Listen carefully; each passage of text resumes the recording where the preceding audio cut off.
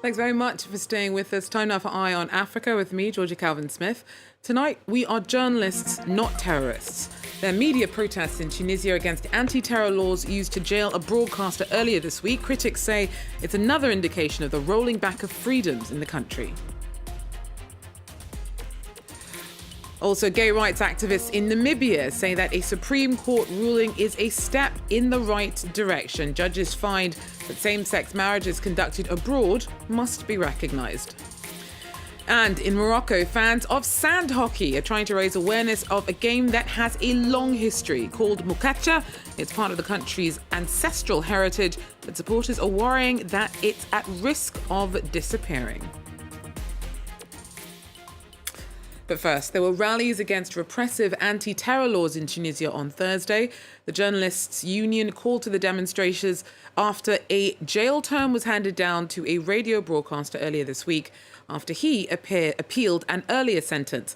Critics of President Kais Saied accuse him of overseeing a rights crackdown and of strangling press freedoms. Simon Speakman-Cordell tells us more. Around 100 journalists have gathered behind me to protest against the jailing of reporter Khalifa Ghesmi from Mosaic FM. Khalifa was jailed after failing to reveal his sources for an anti-terrorism story he published last year. But this also takes place against a darkening of the skies around freedom of the press in Tunisia. Fresh laws have come in to restrict Tunisian journalists on what they say and what they can't say. A journalist benefits from a presumption of good faith, and if they do make a mistake, it's a professional mistake which does not apply under anti-terrorism law. What's happening in Tunisia is really worrying. We've reached the stage where we as civil society, including journalists and activists, need to come together and say no, stop these trials. We've reached a point where journalists are being sentenced under the anti-terrorism law. It's a terrible step backwards and a setback for freedoms and human rights. Khalifa Ghesmi is still to appeal this sentence. However, it's worth remembering that several journalists still face legal jeopardy because of restrictions on speech in this country. Beyond them, around 20 opposition figures and critics of the president also face legal jeopardy on charges from corruption to conspiring against the state. Well, 4 people have reportedly been arrested in Tunisia in connection to an attack on a synagogue last week. 5 people were killed when a police officer opened fire on the island of Jerba. He later killed himself. Authorities have called the shooting criminal, but avoided denouncing them as a terrorist killing. This week, President Kais Saied met with Jewish, Muslim and Christian figures to stress to them that Tunisia is a country of tolerance and coexistence. The IMF's board has approved a $3 billion bailout for Ghana. The green light means that $600 million will be immediately released to help Accra combat its economic crisis. The rest of the money will come over the next 3 years. Ghana is struggling with high inflation and debt and a falling currency. The crisis was exacerbated by the pandemic, but pre-existing tax and public spending vulnerabilities have also fed into the instability. Now, gay marriages conducted in countries where they are legal will have to be recognised in Namibia. The country's Supreme Court ruled this week, coming after legal action, which was because the government refused to give the same-sex non-Namibian spouses of nationals residency rights. Nadine Tron has more. After a 7-year court battle, tears of joy were shed when Namibians found out they can finally live with their same-sex spouses. Johan Potgieter married Motsebane Digashu in South Africa, and Annette Sailors married Anita Sailors-Leal in Germany. But their partners were refused residency because the country didn't recognize same-sex marriages. Tuesday's ruling changed their lives. The court found that validly concluded foreign same-sex marriages should be treated the same as heterosexual ones. The court said that the Home Affairs Department infringed on the citizens' rights to equality and dignity. Digashu and Potgieter, who has an adopted son, said love had won. This is a victory for many Namibian couples, but some Namibian same-sex families are still torn apart. The South African surrogate-born son of another Namibian couple is split up from his parents. The court had granted him citizenship in 2021, but revoked that earlier this year because the boy could not qualify for citizenship by descent. The Home Affairs Department had appealed against the initial ruling. South Africa is the first and one of only 2 countries in Africa that recognizes same-sex marriage. Nadine Tron there for us.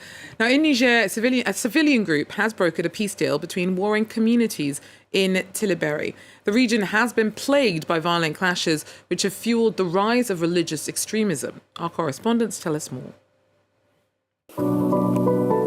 Umaru Soumana is a mining engineer and a peacemaker. There are 5 ethnic groups in the Bani Bangu region: the Zarma, the Fulani, the Hausa, the Tuareg, and the Arabs. Our rivalries were only causing more violence, so we concluded that we need an official agreement to live in peace. Fulani communities are often stigmatized in Niger, accused by some of being more likely to be linked to regional terrorist groups. Umaru and his committee speak out against dangerous and divisive stereotyping. Jihadists spread messages in the Fula language and they display Fulani people in their videos. But despite this, we know that these groups hide the involvement of other non-Fulani communities. It's a very dangerous manipulation.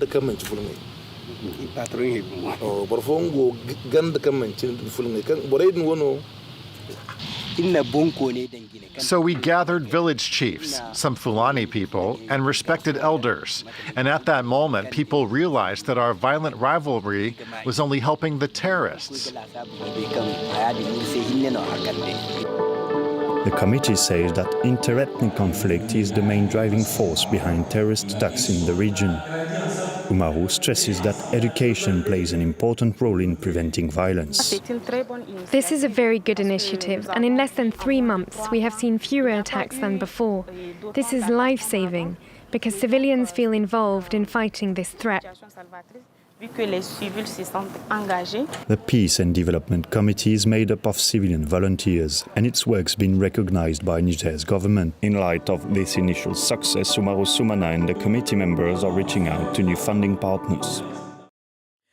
Now, hockey has a long history in Morocco, and today players are still cheered on by enthusiastic fans as team battle it out in the sands. Called Mukacha, it's part of the country's ancestral heritage, but supporters are worried that it's at risk of disappearing and are pushing to raise awareness of the game. Chasing after a woolen ball, these nomads in southern Morocco are fighting to keep the game of Mukacha alive. It's just like hockey, but it's played on sand, with barefoot players wielding palmwood sticks.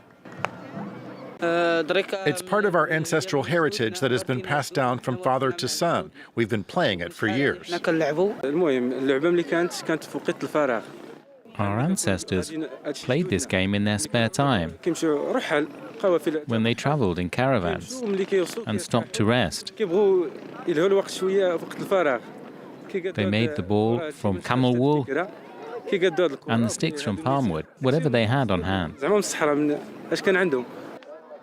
Nestled in Morocco's deep south, on the edge of the Sahara, Mohamed El Ghazlan used to be a stop on the Trans-Saharan caravan route to Timbuktu, a trading post for gold and salt that grew rich in the 14th and 15th centuries.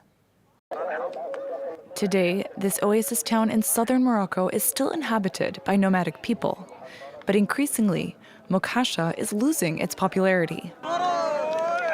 These players are trying to revive the game by organizing competitions and encouraging other players to join them. Other forms of sand hockey can be found in Ethiopia and Tunisia, all of them said to date back hundreds of years. Well, that's it for Eye on Africa. Thanks for joining us. Do so again. Till then, take care.